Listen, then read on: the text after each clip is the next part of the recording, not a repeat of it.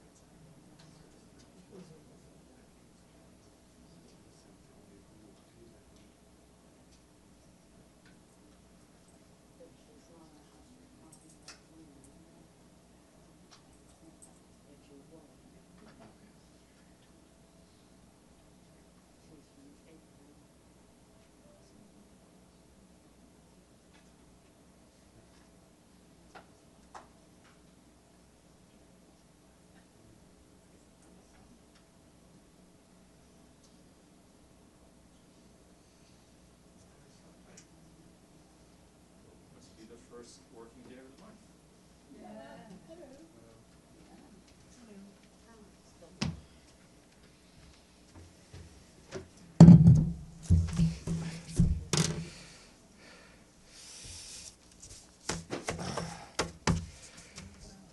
All right, good afternoon. As you know, in about 44 minutes, and I'm sure they will be on time, the President of Security Council for the month of September, Mr. Sang-Jin Kim, who is the Chargé d'Affaires of the Permanent Mission of the Republic of Korea, will be here to brief you on the program of work.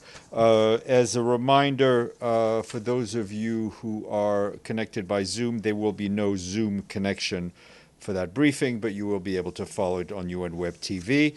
Our good friend Sharon Birch, spokesperson for the President of the General Assembly, will be here to brief you tomorrow, which we expect, sadly, to be her last briefing as the representative of the PGA. Over the long weekend, you will have seen that the Secretary General was in Tianjin in China, where he was invited to take part in the Shanghai Cooperation Leaders Summit. Speaking during the Shanghai Cooperation Organization's Plus session yesterday, the Secretary General said that we are moving towards a multipolar world. We need principled leadership to strengthen multilateralism, uphold the rule of law, and deliver for people, as reflected in the Pact for the Future. He added that the Shanghai Cooperation Organization is uniquely positioned to help shape a more peaceful, inclusive, and sustainable future. Turning to the situation in Ukraine, the Secretary General told the leaders of the summit that it is past time for a ceasefire leading to a just, comprehensive, and sustainable peace in line with the UN Charter, international law, and relevant UN resolutions. The Secretary General also reiterated his call for an immediate and permanent ceasefire in Gaza, an immediate and unconditional release of all hostages, unimpeded, safe, and sustained humanitarian access. We shared those remarks with you. While there, he had several bilateral meetings, including with the President of China, the Secretary General of the Shanghai Cooperation Council, the Prime Minister of Cambodia, and the President of Iran. You will have seen all those readouts that we shared with you during the weekend. He now arrived in Papua New Guinea. Earlier today, he met with the Governor General, Bob Bofeng Dade, as well as the Prime Minister, James Marape. Later in the day, during a press conference with the Prime Minister, the Secretary General said he was honored to be the first UN Secretary General to visit Papua New Guinea and to join in celebrating 50 years of the country's independence. For the past 5 decades, he said, Papua New Guineans have taken on a profound task to weave their breathtaking diversity into one people, one country that leaves no one behind.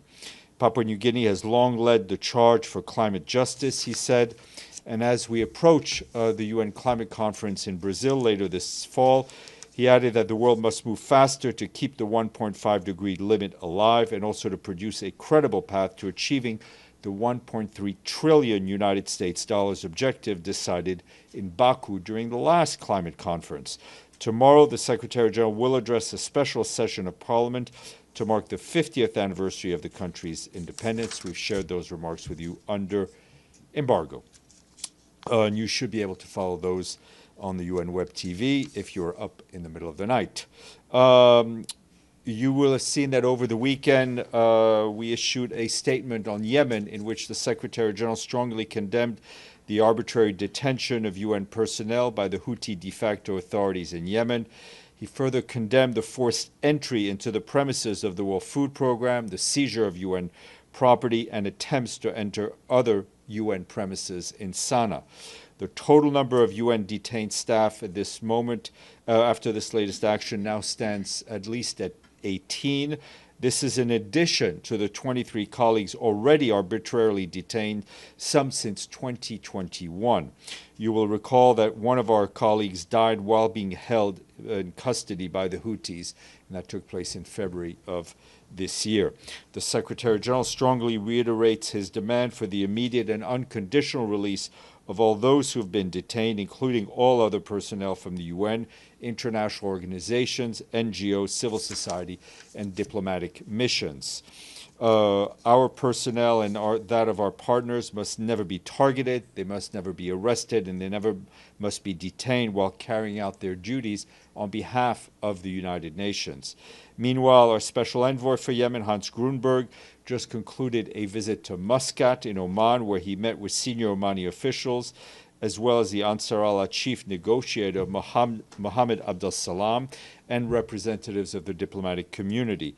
In these meetings, Mr. Grunberg reiterated his strong condemnation of these detentions, stressing that these detentions, as well as the forced entry into our premises and taking of UN property by Ansar Allah, seriously endangers our ability to operate in Yemen and deliver much-needed assistance to the people of Yemen. He also emphasized that these actions put all UN staff and operations at risk and seriously and underscored the fundamental obligations to respect and protect the safety of our colleagues. Mr. Grunberg also expressed his deep concern over the continuous cycle of hostilities between Ansar Allah and Israel and its repercussions inside Yemen and for the wider region. Turning to Afghanistan, you will have also seen over the weekend we issued a statement which the Secretary General said he is deeply saddened by the devastating loss of life caused by the Sunday's earthquake in the eastern Nangarhar province in Afghanistan. He expressed his solidarity with the people of Afghanistan, extended his sincere condolences to the families and victims, and wished a speedy recovery to those injured. He also said the UN in Afghanistan will spare no efforts to assist people, but noted that current humanitarian funding is insufficient to address the needs. He called for additional resources to be urgently dispatched to respond to the tragedy and crisis at hand. On the ground, our humanitarian colleagues tell us that preliminary reports from the de facto authorities now indicate at least 1,400 people have been killed and more than 3,100 injured. Casualty figures are expected to rise further as search and rescue teams reach affected areas. We have dispatched at least 25 assessment teams to the region to assess the situation. We're already supporting the response by deploying critical items to areas that can be reached. For example, our colleagues at UNHCR, the UN Refugee Agency, are deploying pre-positioned essential relief items from stockpiles in Kabul. That includes tents, that also includes blankets and solar lamps. Our humanitarian colleagues note that an immediate priority needs to include emergency shelter, critical medical supplies, drinking water, and emergency food assistance. The de facto authorities have launched an immediate response, flying hundreds of medevac cases to regional hospitals for care and clearing blocked roads. They also humanitarian partners are also seeking ways to mobilize additional air assets to reach those in need. Shelter material and medical supplies are running low, and the current funding is insufficient to address all needs, as we've been saying. Our emergency relief coordinator, Tom Fletcher, called for the international community's support to scale up emergency relief efforts. We and our partners are developing an emergency appeal, and we'll keep you posted. Yesterday, the Deputy Emergency Relief Coordinator, Joyce Masuya, released $5 million from the Central Emergency Response Fund to help kickstart our response, and that will be matched by $5 million from the Afghan Humanitarian Fund. Our colleagues note that the earthquake has added death and destruction to a country already facing multiple crises, including severe drought and a return of millions of Afghans from neighboring countries. Our UNHCR colleagues also report that a number of the victims had recently returned from Pakistan, where they had been forcibly returned to Afghanistan.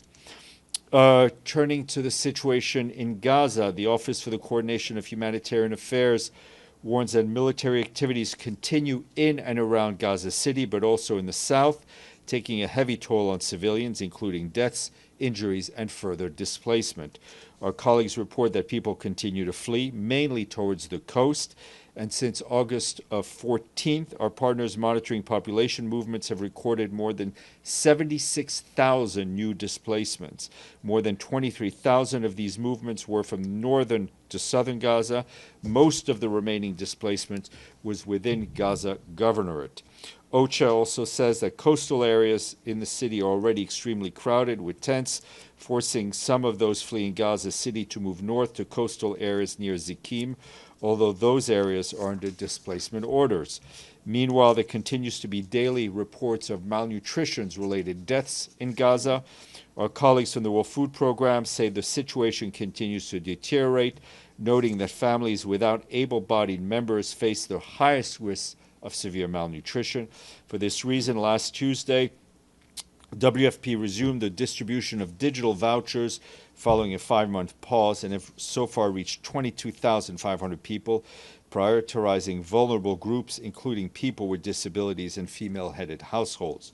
We and our partners are also continuing to transport food and other medical supplies to and from the crossings, but the current situations on the ground have not yet allowed us to resume community-based distribution. WFP said violence among crowds and convoys make organized distribution nearly impossible to put civilians and staff at risk. Adding to these difficulties are congestion at entry points and supply shortages. Only a ceasefire will ensure the necessary conditions for a massive response to prevent famine spreading further. During the previous ceasefire, as you know, we reached nearly every single person in the Gaza Strip with life-saving aid, and we can do this again. Meanwhile, OCHA reports the movement of humanitarian teams inside Gaza remains heavily restricted. Between Friday and Monday, about 1 in 3 planned missions were either impeded or outright denied by Israeli authorities. That's 12 out of 37 movements that we coordinate with them. As a result, many missions couldn't be completed. Restrictions also impact the pipeline before it reaches Gaza. Our colleagues leading on logistics say that strict physical inspections by Israeli authorities continue to significantly delay aid clearance at Ashdod port. Meanwhile, yes, I'll leave it at that. Turning to Sudan, first of all, we have a new humanitarian coordinator and resident coordinator for Sudan, and that is Denise Brown, who you will have remembered not too long ago was our resident humanitarian coordinator in Ukraine. She comes to us with quite a lot of experience, as you know, and we congratulate and welcome her. In terms of Sudan, the Office of the Coordination of Humanitarian Affairs is deeply concerned by reports of the devastating landslide that struck Tarsin village in the Jebel Mara region on the border of Central and South Darfur states. That apparently took place on the 31st of August, and that came after days of very heavy rainfall. According to our humanitarian partners, it is difficult to assess the full scale of the incident or confirm the exact death toll, as the impacted area is extremely hard to reach. Preliminary reports from local sources estimate the death toll to be about 1,000 people. Our humanitarian partners, though, have reported significantly lower numbers. An interagency assessment will seek to provide verified figures in the coming days. In a message of condolences and solidarity, our acting humanitarian coordinator in Sudan, Luca Renda, today said we and our humanitarian partners are mobilizing to provide support to people impacted by the landslide. OCHA is also coordinated with our partners in the areas to assess needs and mount a response. Although Jebel Mara is one of Sudan's most remote and inaccessible regions, it is hosting people displaced by the ongoing conflict in other parts of the country, including those who fled North Darfur state. Our humanitarian partners also note that heavy rains have caused widespread damage and displacement elsewhere in Sudan. In Gadaref state, more than 300 people were displaced over the weekend when floods hit Bazora and Abu Nal villages. That's what the International Organization for Migration is telling us. In South Darfur, torrential rains displaced 750 people in Safia and destroyed more than 100 homes on August 31st. Impacted communities urgently need humanitarian assistance, including water, sanitation, hygiene services, emergency shelter, and many household items. Meanwhile, our humanitarian colleagues are also gravely concerned by the humanitarian situation in El Fasher. Continued shelling has reportedly killed at least 7 civilians and wounding more than 70 others in recent days. The absence of safe passage for those wishing to flee the violence continues to trap civilians in the besieged city. Recent satellite image reportedly shows more than 30 kilometers of earthen walls surrounded the city, further restricting the movement of civilians. A reminder that the Secretary General has called for an immediate ceasefire around El Fasher, stressing that civilians must be protected, safe passage must be guaranteed, and humanitarian aid must be allowed in without delay and without obstruction.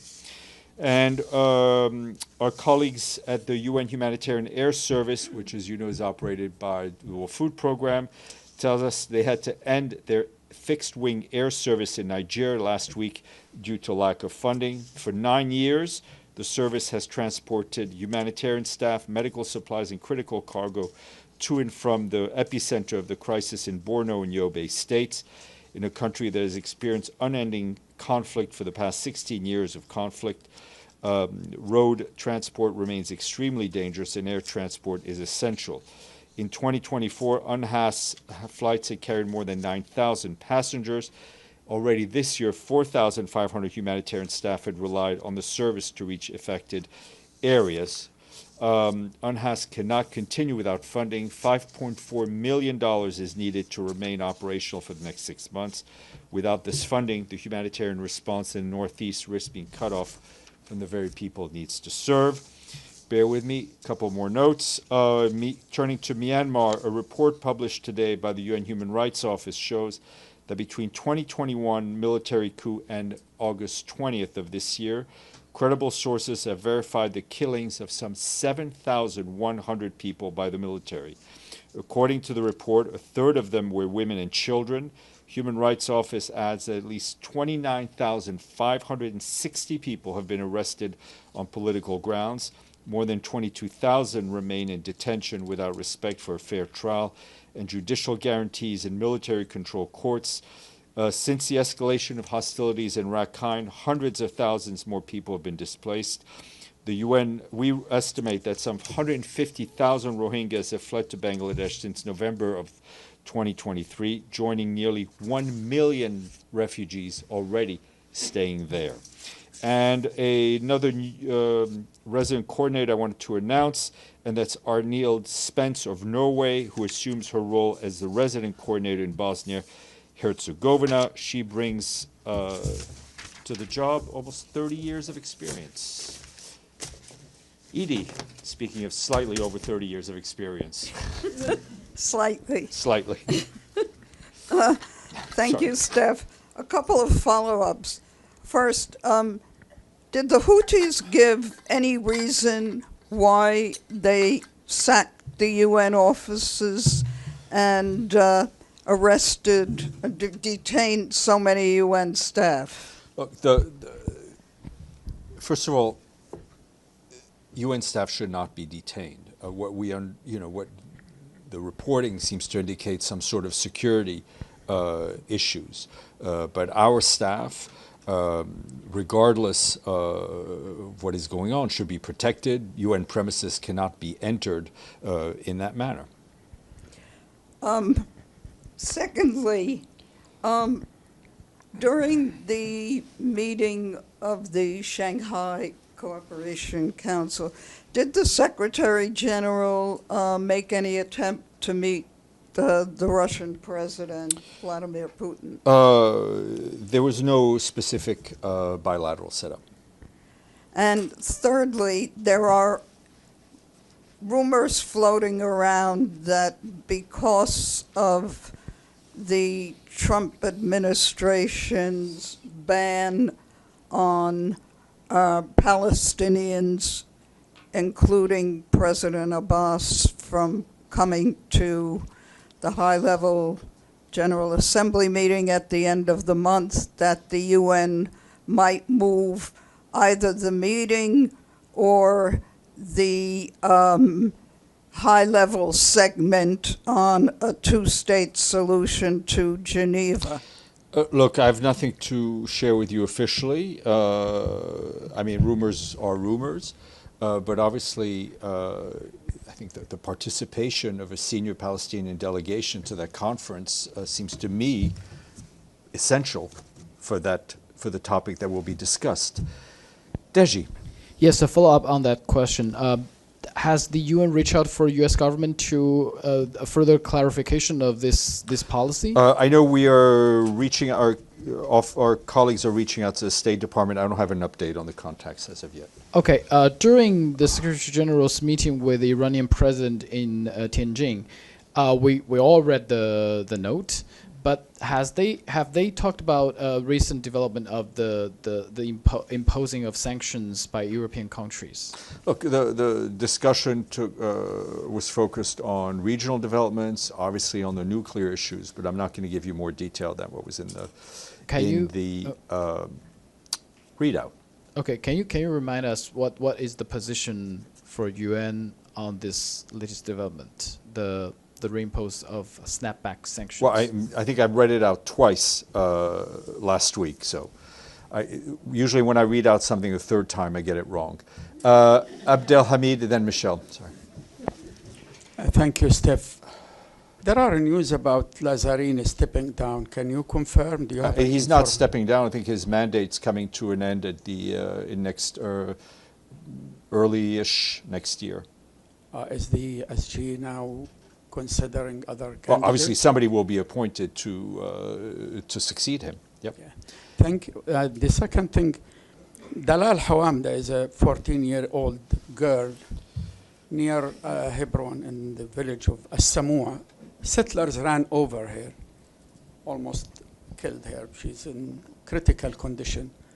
Such a crime, why doesn't come in the briefing? I have not seen that specific report, but we'll look into it. Michelle. Sorry, just clarifying, while the SG was in China, he didn't cross over with Kim Jong-un, did he? No, they were not there in China at the same time. Sorry, Linda, and then we'll go. Thank you, Steph. Apropos of Yemen, what is the UN's role? Can you shed some light in terms of what the UN's role is in the non-Houthi controlled areas of Yemen where, well, I mean, the UN's role is primarily, in Yemen, is probably humanitarian, a country where people, regardless of where they live, face tremendous humanitarian challenges. So there's a big presence in the south, the east, the other parts of the country as well? Yep. Thank you. Zara. Hi, Steph. Iran, Russia, and China, in a letter to the Security Council and the Secretary General, have stated that the attempt by the 3 European countries to trigger the snapback mechanism violates the provision of the JCPOA and Resolution 2231 as the dispute resolution mechanism under JCPOA haven't yet been fully exhausted. They have called for the move to be considered null and void. What is the Secretary General's position on this matter? Well, that will be an issue for the Security Council to decide. This, as you know, the UN is not a party to the JCPOA. The Secretary General's message is for Iran and for the countries parties to JCPOA to use this window of opportunity to intensify their diplomacy. Yes, please. A follow-up on Shanghai Cooperation Organization Summit. During his statement in Tianjin, the Secretary General says we are moving towards a multipolar world, and the SCO is also now the world's largest regional organization by population and geography. How does the UN view this expansion of SCO influence in global governance? Well, you know, the Secretary General has been saying for quite some time that we're moving into a very much a multipolar world. He has also very publicly said that it is important for the UN to work with the various groupings that we are seeing, whether it's the SCO, the G20, CARICOM, I mean, all of the African Union. This is all part of the kind of the layered multilateralism that the Secretary General often speaks about. Alex, and then Stefano. Thanks, Steph. I have a follow-up on Yemen. You've mentioned the seizure of UN property. Could you please be more specific, like what we're talking about? My understanding is I think there was some electronic equipment taken. Stefano. Thank you. The world-leading Association of Genocide Scholars have declared that Israel is committing genocide in Gaza. Is the Secretary General aware of this? Yes. And what does he think? Look, it's a very prominent and serious organization. It doesn't change our position, which I've stated and restated when it comes to the Secretary General using the term genocide. This doesn't stop us almost every single day in condemning and decrying what we are seeing taking place in Gaza. And then another question. Apparently France has put its hospital on alert for a war that could start by March 2026. Is the Secretary General aware of this? I have and no what does clue he what think? you're talking about, Stefano, but I'm happy to look into it. Deji. Yeah, just a very quick question. Do we know the nationals of those who detained in Yemen? They are local staff, national staff. They are national staff. There is an additional person who is an international, which would bring us to 19, who we hope will be released today, if not already done so. But whether national or international, they should all be released immediately. Okay. I'm sure our friends in the Republic of Korea will be here in 17 minutes, 18 minutes.